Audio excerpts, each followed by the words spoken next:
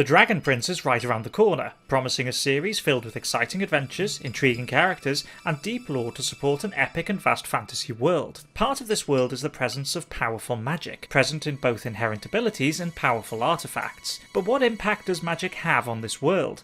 I'm Welshie, welcome to Theory Pop. Oh, and by the way, beware some potential spoilers for the series.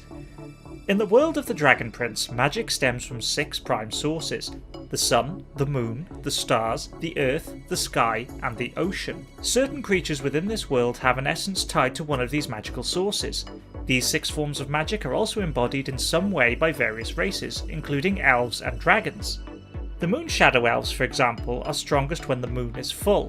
Their power and their magic is tied directly to the phases of the lunar cycle. Humans do not have this same connection to the sources of magic. Aaron E. has, in response to a fan on Twitter, revealed humans' relationship with the arcane powers. Humans are never born with magic. This does not mean that humans weren't capable of learning to use magic, though it would be difficult and sometimes dangerous to do so. In an article published by Animation magazine, E has revealed that humans could learn to use these 6 forms of magic through great effort and extended study. These powers were arcane and difficult to learn, so humans had to apprentice with a wizard for years. While certain races, such as elves, were born with an innate connection to these prime magical sources, humans had no such connection.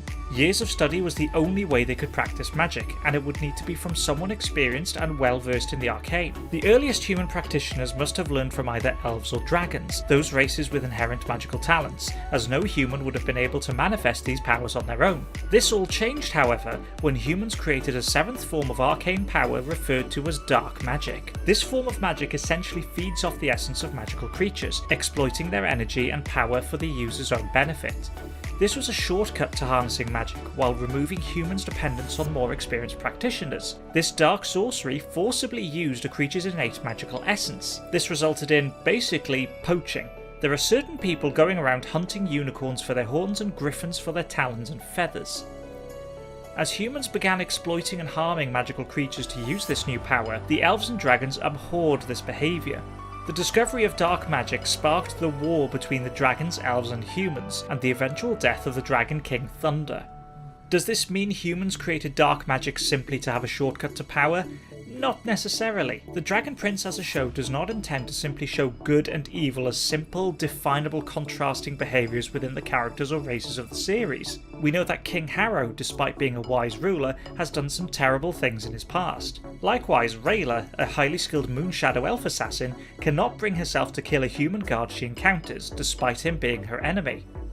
The representation of good and evil actions is not as simple as this person is bad, this one isn't, so we shouldn't assume that past actions were made with such simple motivations as a desire for power.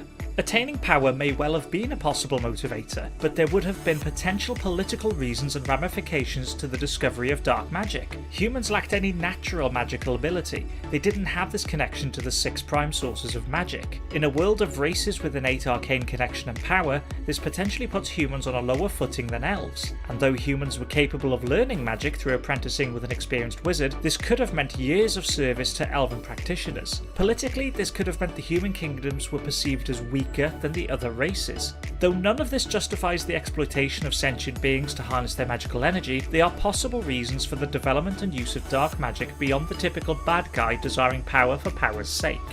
Whatever the reasons for the creation of the 7th magic, it caused a rift between the races. If a human wants to use magic, they have only 2 options: use dark magic, or find an artefact to channel magical power from.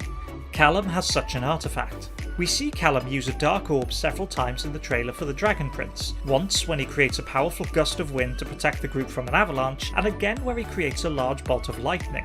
Each time Callum uses the orb, he traces a sigil in the air with his hand. The sigil likely indicates either which of the 6 types of magic he is channeling, or the specific spell to be used. Quick side note, I think this is where Callum's drawing ability proves to be useful, as he is able to accurately reproduce arcane symbols to use the artefact.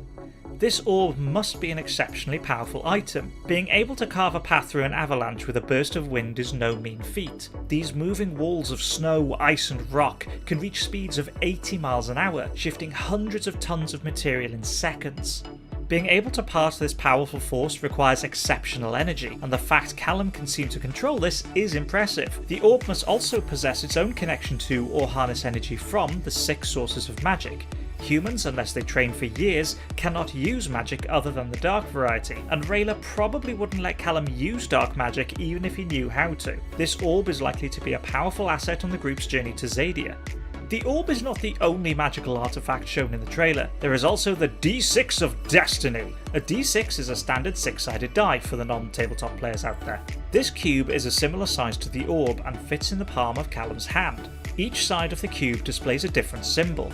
I think each symbol corresponds to one of the 6 prime magic sources: sun, moon, stars, earth, ocean and sky. The first time we see this cube in the trailer, Callum is holding it up with one of the symbols glowing blue. The symbol has the appearance of rolling ocean waves, so I think this sigil is for the ocean. Now, it's interesting to note at the point the ocean symbol is glowing, Callum, Ezran and Rayla appear to be on a lake. The next time we see this is a blink and you'll miss it moment. A huge creature bursts from the surface of the lake, tossing the group and their boat up into the air along with the cube still showing the ocean sigil glowing.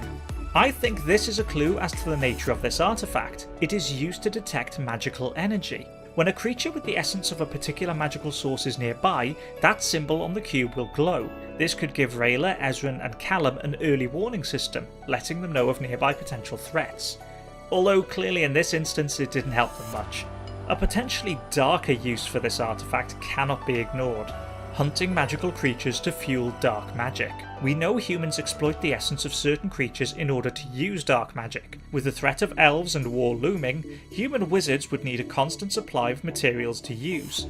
The cube was probably an expedient way of finding the creatures they needed. There's another artifact in the trailer, a glowing golden dagger. In a battle between 2 men, one wields a huge sword while the other has this golden dagger. There appear to be runes along the length of the blade, though I can't make them out, but when the larger man strikes, his sword simply breaks upon this dagger with a flash of magical light at the point of impact. I don't believe the dagger was made using dark magic. Dark magic has been described as being used for bursts of power, so may not lend itself well to an enchanted item intended for long-term multiple uses. Based on the colour of the blade, this may have been enchanted through sun magic. The design of the blade and hilt appear quite different to the glimpses of human weaponry we've seen before. The hilt even appears to resemble the horns or frills of this golden dragon. This dagger may have been made by elves in the past, and could have been a gift given to humans by elves before the creation of dark magic. If that is the case, it's a symbol of the peace once enjoyed in the land and the hope of coexistence in the future. Magic is deeply rooted in the world of the Dragon Prince. The creators of the show built the world around their ideas of magic and what conflicts could arise when arcane powers are thrown out of balance. The impact of a 7th parasitic magic being introduced to the 6 prime sources led to war and the death of the Dragon King. Assassins use their powers to eliminate targets, and dark magic users exploit magical creatures to fuel their spells. But magic is also a source for hope. The discovery of a dragon egg and the use of powerful magical artifacts by 3 young heroes could put an end to the war.